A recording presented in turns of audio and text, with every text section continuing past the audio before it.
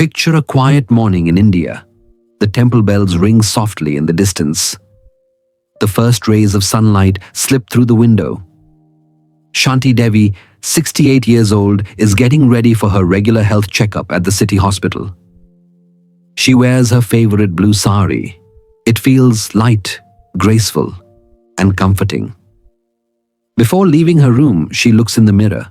She adjusts her hairsprays, a little perfume, and thinks to herself, I should look neat and fresh when I meet the doctor. This scene is familiar to so many older women in India. We have always believed that when we go to see a doctor, we should be as clean, tidy, and pleasant smelling as possible. It feels natural. After all, who doesn't want to make a good impression, especially on someone who takes care of our health? But here's something many people don't realize. Some hygiene habits that we believe are good before a checkup can actually affect the accuracy of the results. They can even make a doctor misunderstand what is really happening in our body. I have worked for many years with thousands of older women, and I have seen these same mistakes happen again and again. I know no one does them on purpose. Most of the time they happen because we want to be extra prepared. But the truth is, your body needs to be in its natural state for the doctor to see and understand it correctly. For example, some women scrub too hard before a gynecological visit, which can remove the healthy bacteria that protect them. Some wear clothes that are too tight, thinking it will look neat, but that causes skin irritation and can even change test results. Others use strong perfumes to hide body odor, not knowing that certain natural smells can give doctors important clues about kidney health, liver function, diabetes, or infections. Today, I want to take you through 9 common hygiene mistakes that many Indian women over 60 make before a doctor's visit. I will speak honestly but gently, not to judge, but to help you avoid problems, to protect your health, and to feel more confident every time you visit your doctor. The 9th mistake is one that even some doctors used to overlook, and it can lead to unnecessary tests or even the wrong medication. So I hope you stay with me until the end and see if you might be doing any of these without realizing it. Think of this as a friendly conversation between women who care about their health and well-being. I won't use difficult medical terms. We will talk in simple, everyday language with examples you can relate to and tips you can start using today. Now, let's begin with the first mistake, a habit that comes from our younger years but can do more harm than you might imagine. Let's speak openly, woman to woman. This is one of the most common mistakes I see among older women in India. It comes from the way many of us were raised. In the past, cleanliness was taught with both pride and a little bit of shame. We were told that a respectable woman must always be fresh and spotless, especially when going to see a doctor. So on the morning of the appointment, some women spend extra time in the bathroom. They scrub the intimate area with strong soap. They use wipes with perfume. Some even apply talcum powder or special scented wash that they bought because the packaging said for women. It feels like the right thing to do. After all, no one wants to smell unpleasant or feel unclean in front of a doctor. But here is the truth. When you overclean the intimate area, especially with scented soaps, powders, or wipes, you are doing more harm than good. Your intimate area, especially the vagina, is one of the smartest parts of your body. It has a natural self-cleaning system. It contains healthy bacteria, we call them good bacteria, that protect you from infections and keep the moisture balance just right. These bacteria also help maintain a slightly acidic pH level, which is like a protective shield. When you use strong soap chemicals or perfume in that area, You wipe out these healthy defenders. The result, burning, itching, redness, or dryness within a few hours. A higher risk of yeast infections and bacterial infections. And something many people don't realize, your test results at the doctor's office can become misleading. Yes, really. If you scrub too much or use a scented product right before your appointment, it can change your pH so much that your pap smear comes back abnormal even when you are perfectly healthy. Or the doctor might think you have an infection and give you antibiotics you do not need.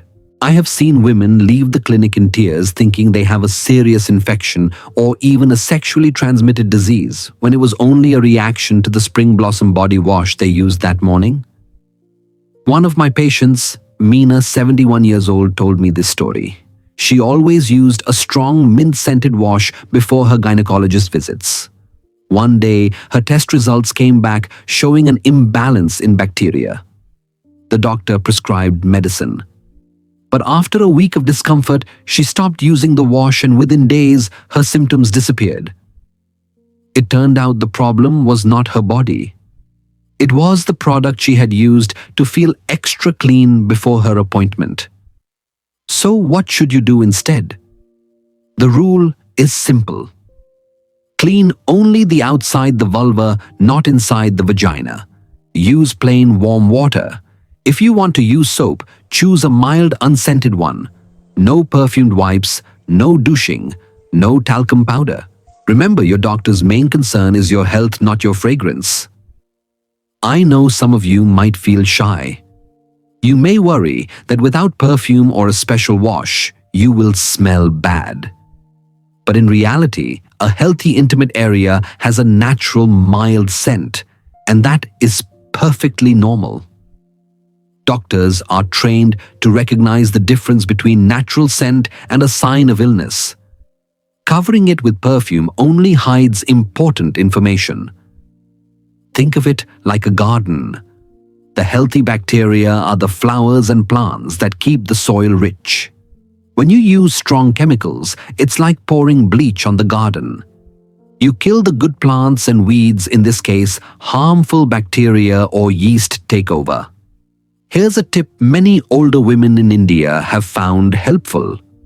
On the morning of your appointment, take a gentle shower or sponge bath. Clean the area with warm water.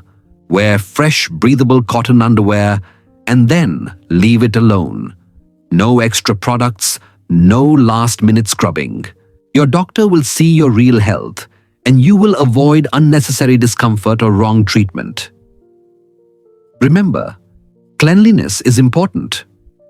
But too much cleaning can be just as harmful as not cleaning enough. The goal is to keep the natural balance of your body so your doctor can make the right decisions for your care. In our culture, we often feel we must present a perfect version of ourselves to the outside world. But when it comes to your health, the most valuable gift you can give your doctor is the truth, your body as it really is. In the next part, we will talk about another common mistake: wearing tight or synthetic underwear to your appointment. It may seem harmless, but it can cause more problems than you think. Let me share a story that might sound familiar. A few months ago, a woman named Lata, 72 years old, came to see me for her checkup. She arrived in a perfectly fitted salwar kameez with a matching dupatta. Underneath, she wore full-body shapewear made of thick synthetic material, stretching from her bust down to her knees. When I asked why, she smiled shyly and said, "Dr. G, I didn't want to look untidy when I undressed for the examination." Her intention was kind and thoughtful. She wanted to appear neat and presentable. But when she removed the shapewear, I could see her skin was red and irritated. There was a rash between her thighs, and her lower back was damp with sweat, even though it was still morning, and she had been wearing it for just 2 hours. I completely understand the desire to look well-dressed, especially for a doctor's visit. Many of us grew up in a time when visiting a doctor was almost like attending a formal occasion. Our mothers would tell us to comb our hair, wear clean clothes, and look respectable before leaving the house. But here's the problem. Tight or synthetic clothing, especially in the areas around the pelvis, thighs, and waist, can create a warm, moist environment. This is the perfect place for bacteria and fungus to grow. When your skin is under constant pressure, sweat and heat cannot escape. The result: rashes, itching, and sometimes even fungal infections. There is another hidden risk. If you have to give a urine sample during your visit, tight or non-breathable underwear can lead to contamination. Small amounts of sweat or bacteria from the skin can mix with the sample, making it look like you have an infection when you don't. That could mean unnecessary medicine or repeat tests. And let's not forget comfort. Many older women already struggle with temperature regulation. Menopause changes, reduced circulation, and certain medications can cause hot flashes or dizziness. Wearing something that traps heat can make you feel lightheaded or even faint during the appointment. I know some women choose shapewear or synthetic materials because they believe it helps them look slimmer or more put together.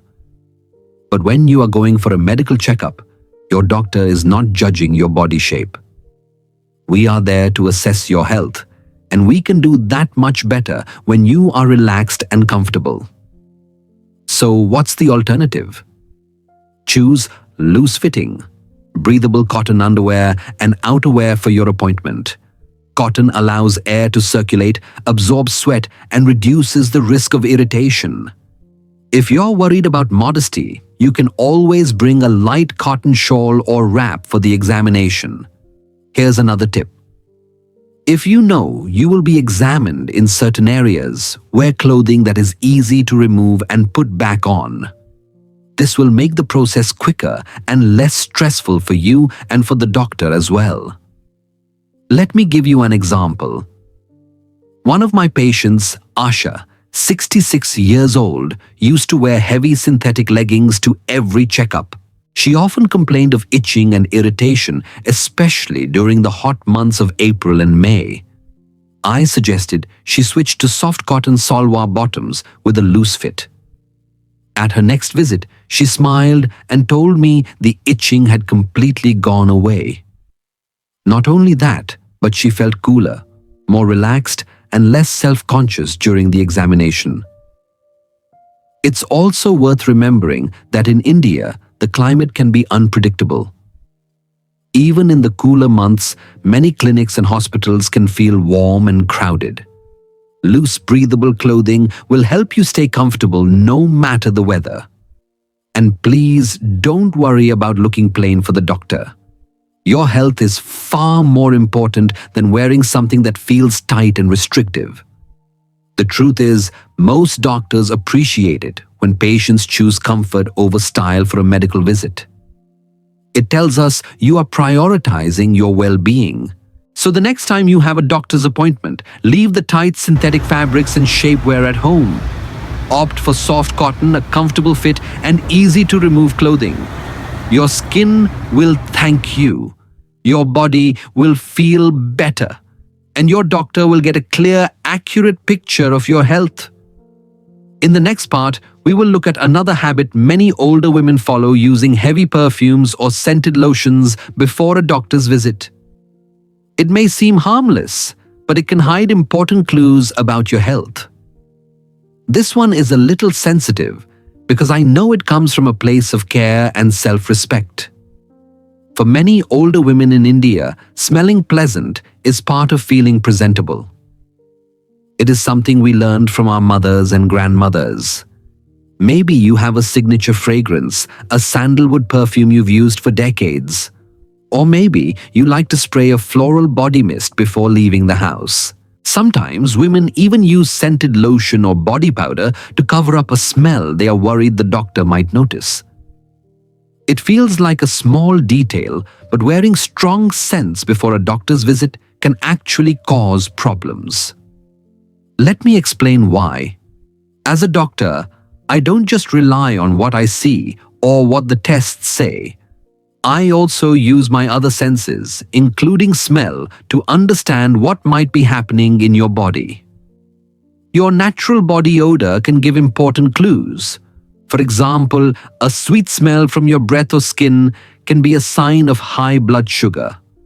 A strong ammonia-like smell may point to kidney problems. Certain infections, liver conditions, or even hormonal changes can change the way your body naturally smells. When you cover your natural scent with heavy perfume, it's like trying to read a book that has been scribbled over. The important clues are still there, but I can't see them clearly. There is another reason to be careful. In small examination rooms, strong fragrances can be overwhelming. Some doctors, nurses, or even other patients may have allergies or sensitivities to perfumes. I have seen nurses step out of the room with watery eyes or headaches because of overpowering scents. During the hot months in India, many people feel more sensitive to smells. In the waiting area, a heavy perfume can even make someone with nausea or dizziness feel worse. I remember one patient, Savita, who came in for a regular checkup wearing a rich jasmine perfume. She smelled lovely, but I could not detect the faint fruity odor on her breath, a sign that her blood sugar was rising dangerously. We caught it later through tests. But if I had noticed it earlier, we could have started treatment right away. This doesn't mean you have to avoid all hygiene products. Using an unscented or lightly scented deodorant is perfectly fine. In fact, it's good to keep underarms clean and fresh, but skip the strong perfume body sprays or scented lotions on the day of your appointment. Here's a simple approach for the morning of your visit. Take your shower as usual. Use an unscented or very mild soap. Apply an unscented moisturizer if your skin feels dry. If you use deodorant, choose one that is unscented or lightly scented. Then stop there. Let your body's natural scent remain. I know some of you might feel shy about this. You may think, what if the doctor smells something unpleasant? But remember, doctors have seen and smelled everything. We are far more interested in your health than your fragrance. Think of it this way. If your body's scent is a natural signal, perfume is like static noise that blocks the signal. When there's no static, the message comes through clearly. One more thing to consider. Perfumes and scented lotions can sometimes cause skin irritation, especially on older, thinner skin. If applied before a checkup, the redness or rash they cause might confuse the doctor into thinking it's a skin condition or an allergic reaction. Your best choice is to come as you are clean, fresh, and natural.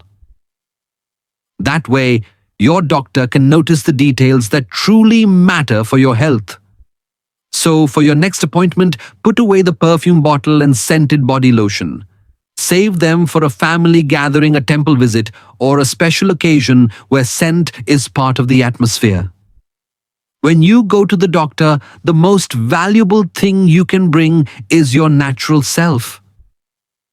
In the next part, we will talk about something that many women overlook completely: their feet. You may think the doctor won't notice them unless you complain about foot pain. But the truth is, your feet can reveal important secrets about your health if the doctor can see them clearly. Let's move to a part of the body that many people forget about before a doctor's visit: the feet. I know what you might be thinking. If I'm not going to the doctor for my feet, why would it matter if they are perfectly clean or not? But here's the truth. For women over 60 in India, the feet are often the first place where health problems quietly appear. And many of those problems can be spotted even before you feel pain. I've had patients come in for a checkup about their blood pressure, and during a quick examination, I notice thickened toenails, peeling skin, or deep cracks in the heels. Sometimes there is swelling, Sometimes the skin is darker around the toes. These are not just cosmetic issues. They can be early signs of diabetes, complications, circulation problems, skin conditions, or even mobility loss in the future. Unfortunately, many older women don't check their feet regularly. It's not because they don't care. It's often because bending down is difficult, arthritis makes it painful, or poor vision makes it hard to see details. Some women try to hide the problem by wearing closed shoes without socks or painting thick nail polish over discolored nails. But this can make it harder for the doctor to see what is really going on. Let me tell you about one of my patients, Kamla, 70 years old. She came to me complaining of leg pain. When I examined her feet, I found that 2 toenails were blackened from a fungal infection. Her heels had deep cracks, and there was redness between her toes. She told me she hadn't looked closely at her feet in months because it was too difficult to reach them. She thought the leg pain was from age, but in reality, an untreated infection was spreading and affecting her circulation. Here's why foot hygiene matters before a doctor's visit. If your doctor can see your feet clearly, we can check for changes in color, swelling, or wounds. We can notice fungal infections before they spread. We can also see if there are nerve problems by testing sensation in your toes, something important for women with diabetes or poor circulation. So, what can you do to prepare? On the morning of your appointment, wash your feet with warm water and a mild soap. Dry them well, especially between the toes. If you can trim your toenails straight across to avoid ingrown nails. If trimming is difficult, ask a family member to help or visit a podiatrist or foot specialist every few months. Wear clean, breathable socks made of cotton. Avoid wearing tight, non-breathable shoes for long hours as they can trap moisture and make infections worse. And please avoid painting over nails that are discolored or damaged. Your doctor needs to see their natural condition to make an accurate diagnosis. Even if your appointment is not about your feet, showing the doctor your natural foot condition can help. Sometimes we can catch a small problem before it turns into something serious, saving you pain treatment costs and recovery time later. Here's a small tip for those who have trouble reaching their feet. You can use a long-handled sponge or a foot brush in the shower. If balance is an issue, sit on a small stool or a shower chair so you can clean your feet without fear of slipping. Think about it. Your feet have carried you through decades of walking, working, visiting family, going to markets and dancing at weddings. They deserve the same care and attention you give to your face or hands.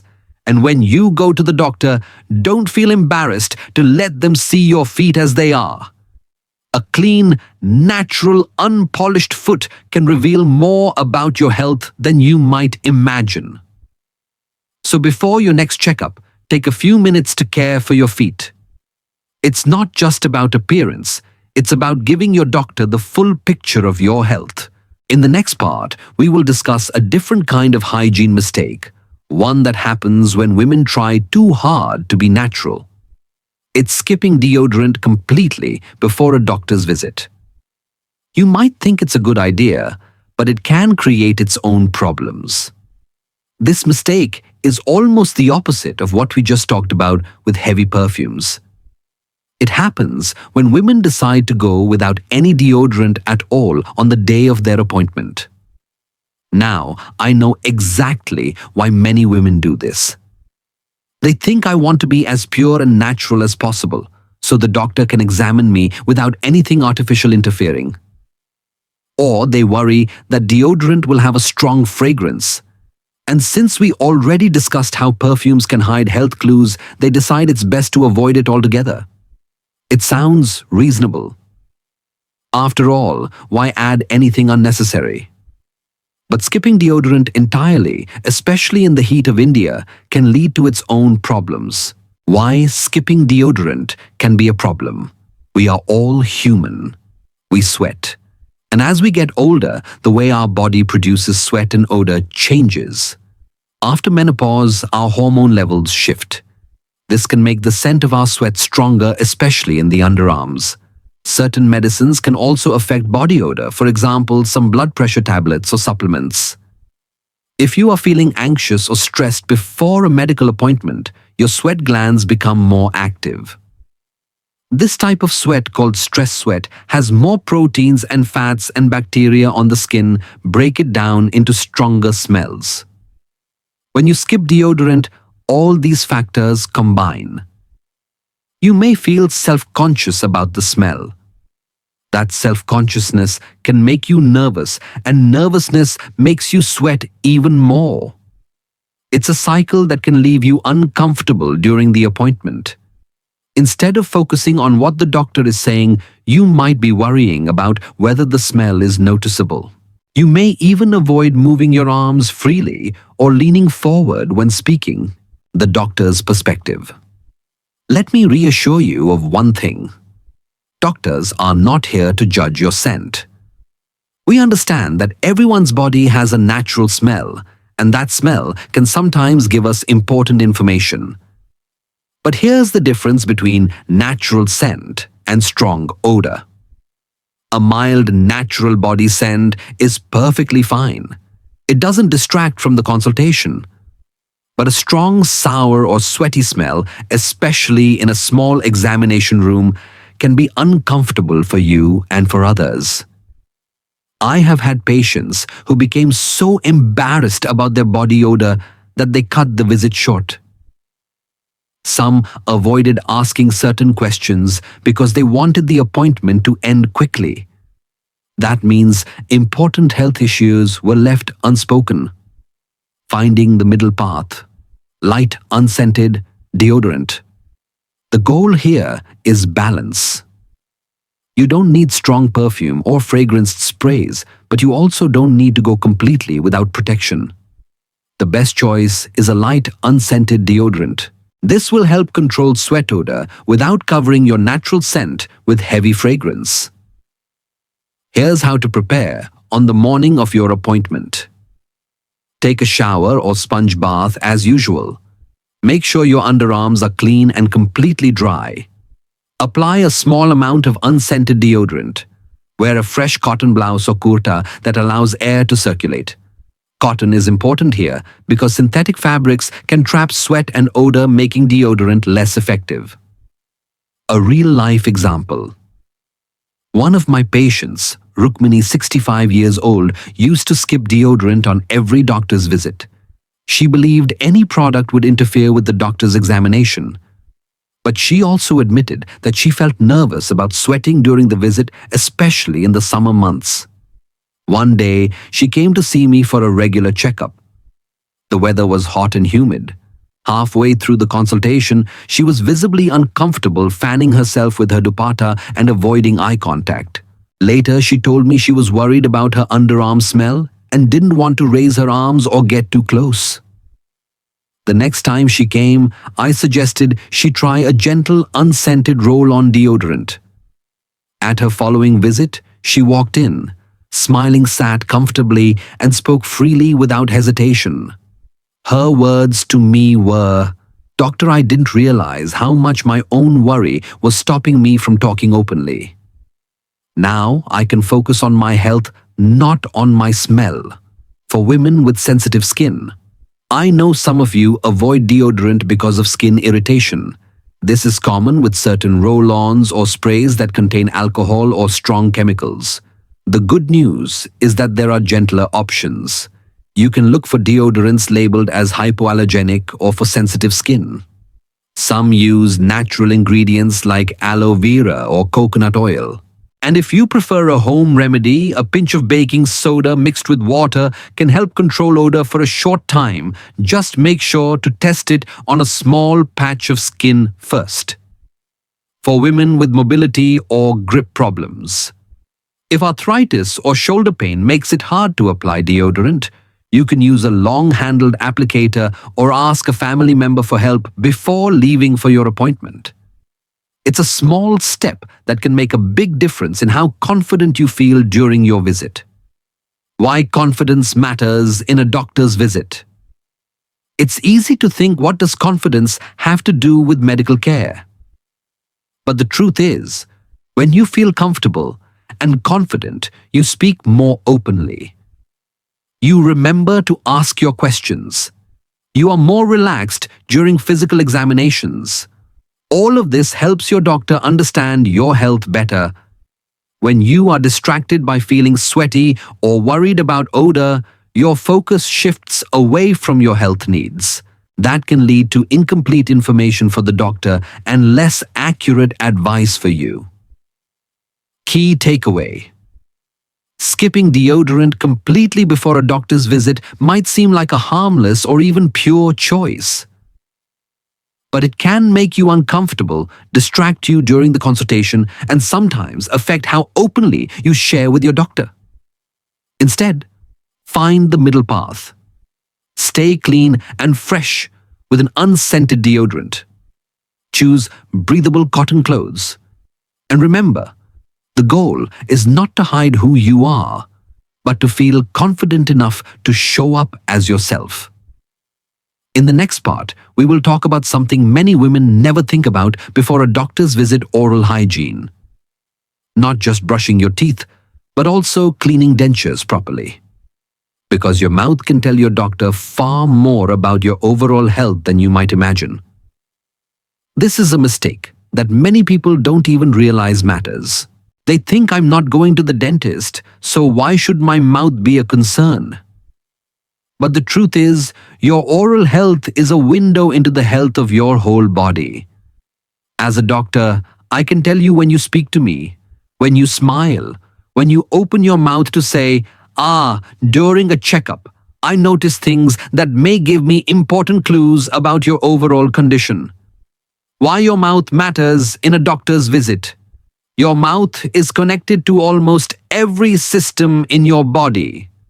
The condition of your gums, teeth, and tongue can reveal early signs of diabetes through gum swelling or infections. Heart health risks, since gum disease is linked to heart disease. Digestive problems through changes in the tongue coating or breath odor. Vitamin or mineral deficiencies through sores or cracks in the corners of the mouth. Even the way your breath smells can tell us something.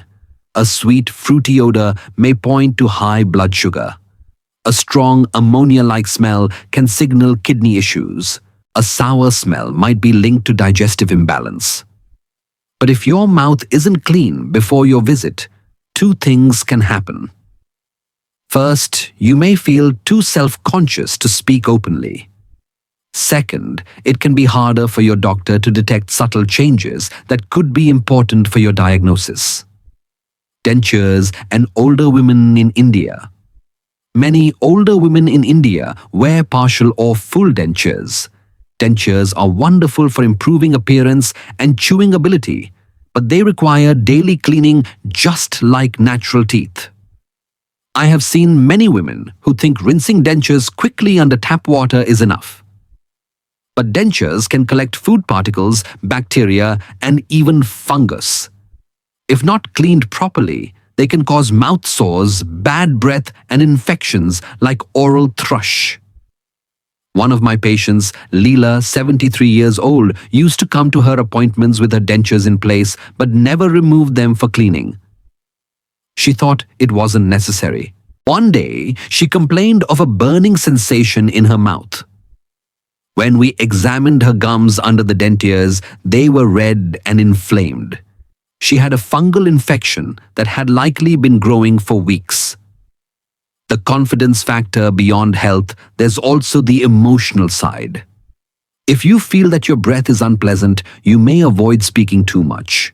You may hesitate to ask important questions or explain your symptoms clearly. I've seen women cover their mouth with their dupatta while talking, not because they're shy, but because they don't feel fresh. Your comfort matters during a medical visit.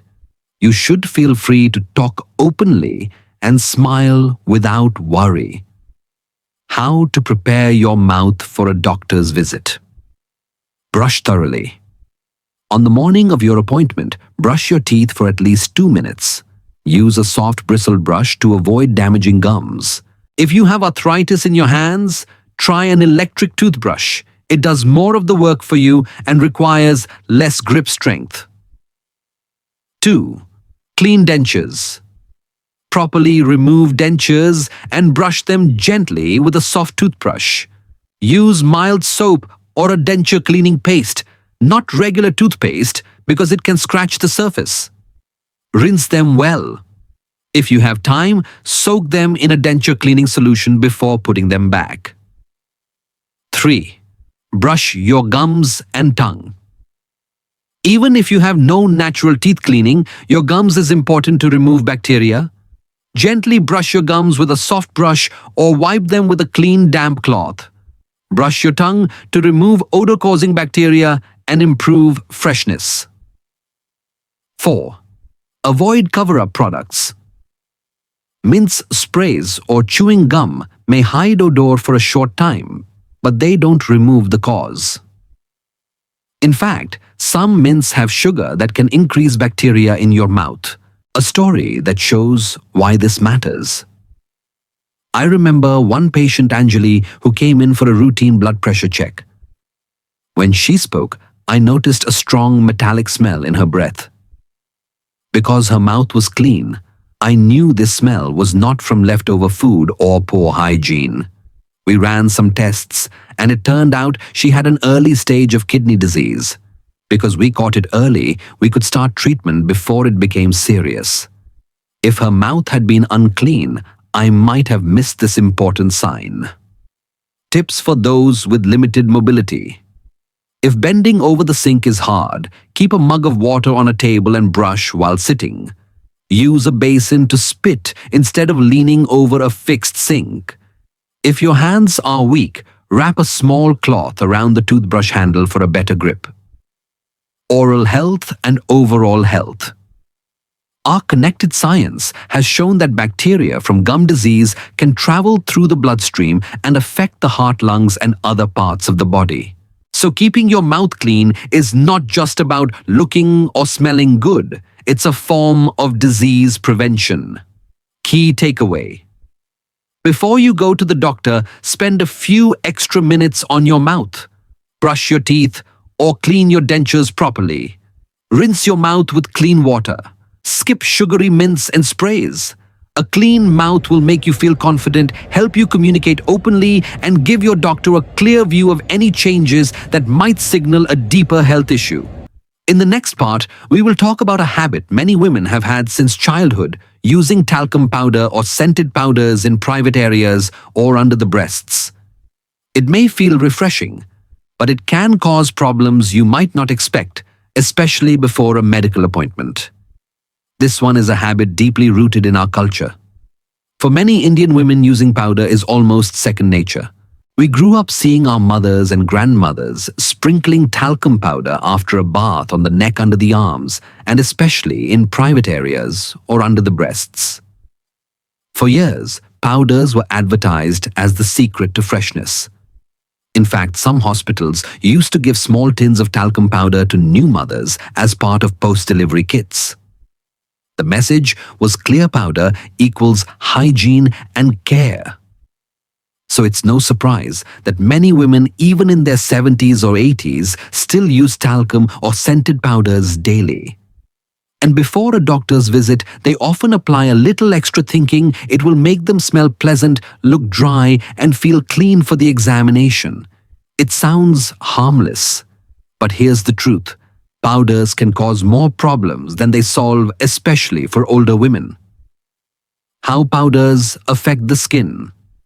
The skin in areas like the groin, under the breasts, and in skin folds is thin and sensitive. In older age, the skin also becomes more fragile and less elastic.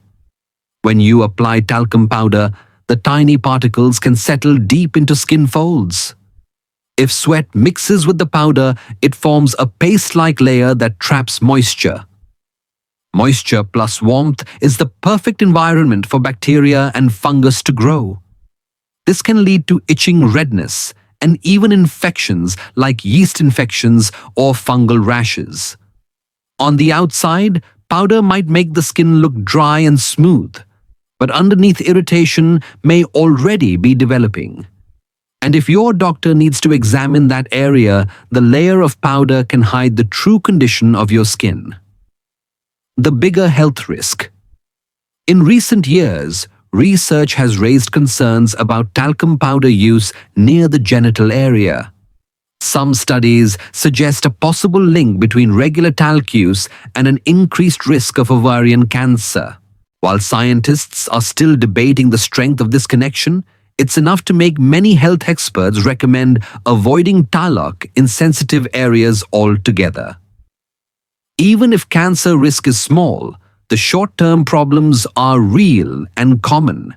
Skin irritation, allergic reactions, and the risk of masking an underlying condition. A story from my clinic. I once had a patient named Sushila, 71 years old, who came in for what she thought was a minor rash under her breast. She had been applying talcum powder twice a day for years, believing it kept her skin healthy. When I lifted the area to examine it, there was a thick layer of powder stuck to the skin. Underneath the skin was red, moist, and slightly raw. She had a fungal infection that had been growing for weeks.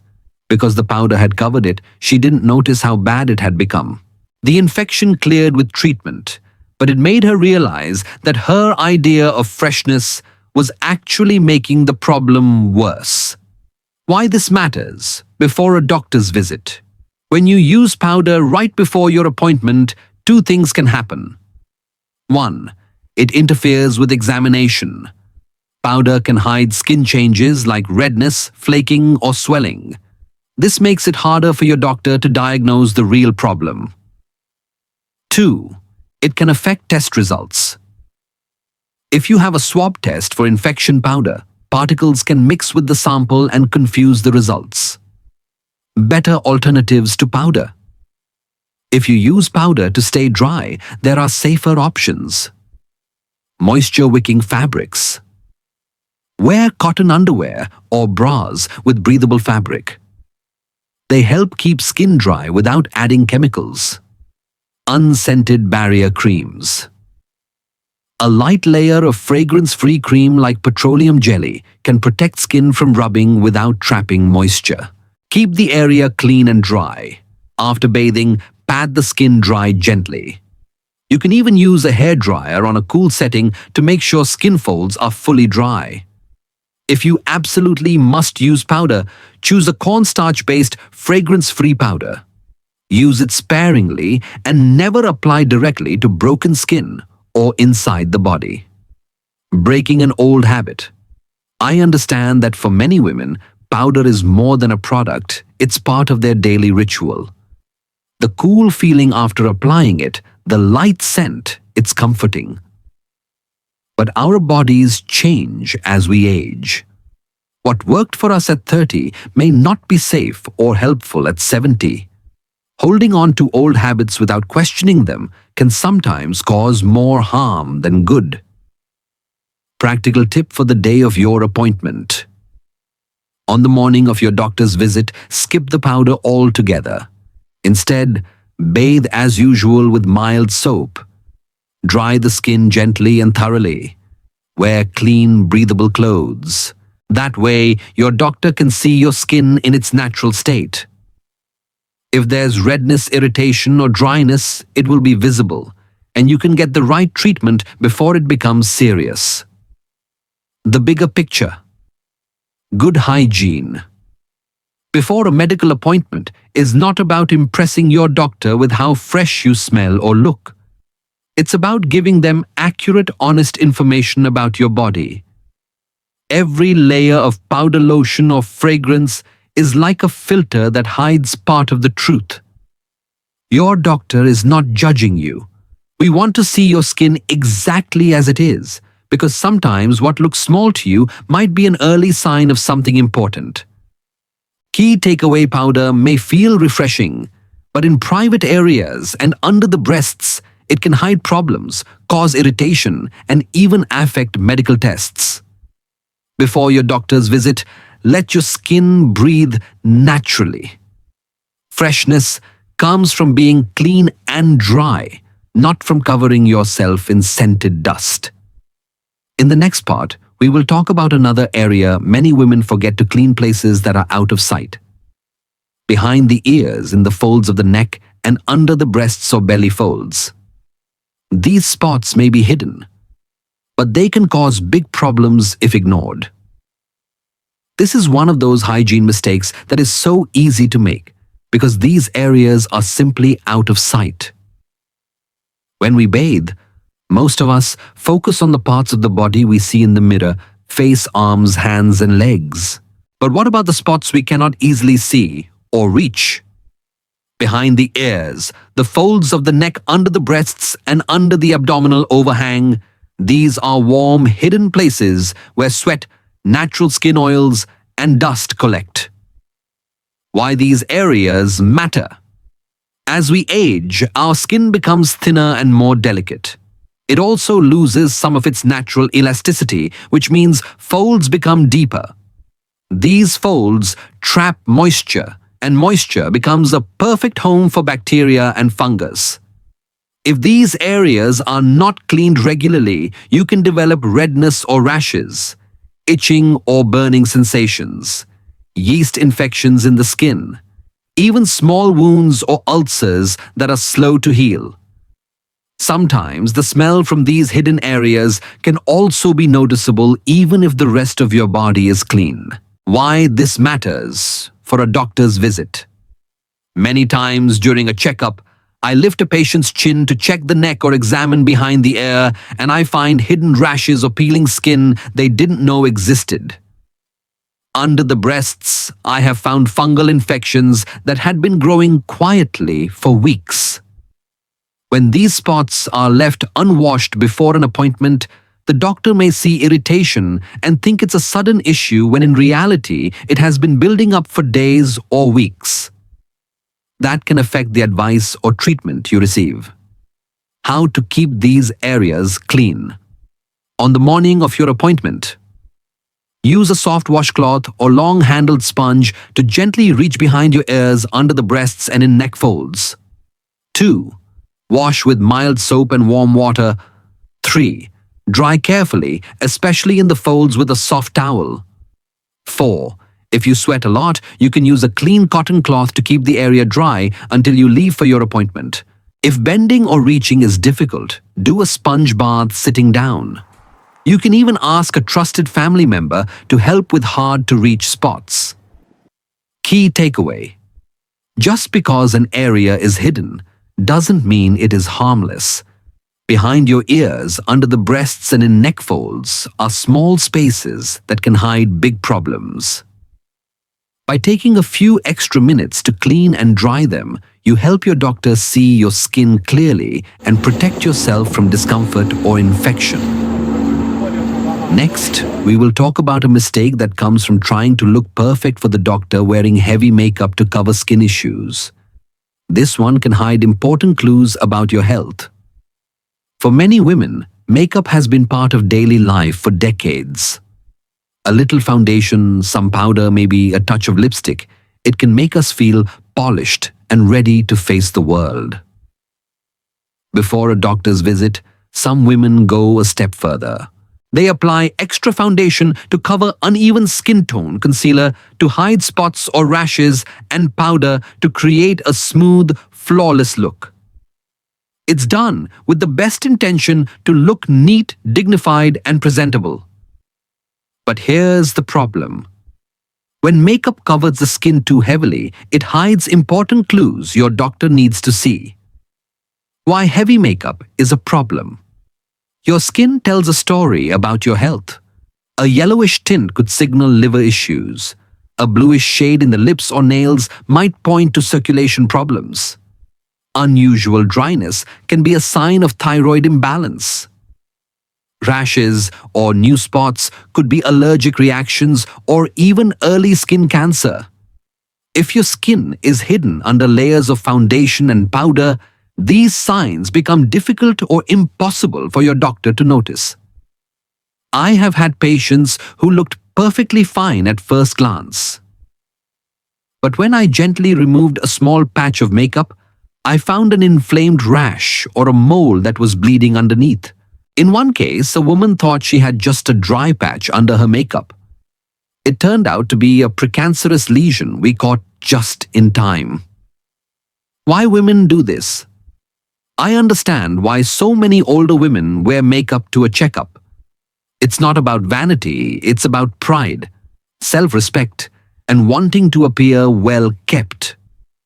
For many, it's also a habit formed over years of getting dressed for social occasions. But remember, a medical appointment is different from a wedding or a festival. The goal here is not to impress, it's to give your doctor the clearest, truest picture of your health. What you can do instead. On the day of your appointment, consider going without makeup, at least on the face and neck. If that feels uncomfortable, use only a light layer, just enough to feel confident, but not enough to hide the natural color and texture of your skin. If you have specific spots or rashes you're worried about, point them out to your doctor directly instead of covering them up. Key takeaway: your skin is like a health map. When you let your doctor see it clearly, you give them the best chance to notice early warning signs and treat problems quickly. Looking perfect for a doctor is not necessary. Being natural and honest about your body is the real beauty here. We've now talked about 9 common hygiene mistakes that senior women often make before visiting the doctor. Some of these may have surprised you, some may have reminded you of your own habits, and some may have shown you small changes that can make a big difference. Remember, a doctor's appointment is not a beauty contest. It's not about smelling like flowers or looking perfect. It's about showing your true self so your doctor can see what is real and give you the right care. Every small step, from skipping strong perfume to cleaning hidden folds to letting your skin be natural, is a gift to your own health. If these tips helped you, share them with a friend, a sister, or a neighbor. You never know whose life you might make healthier and easier. And I'd love to hear from you. Which of these 9 tips will you try before your next appointment? Tell me in the comments. Don't forget to subscribe for more friendly health advice made especially for women like you. Until next time, take care of yourself, because your health is your greatest treasure.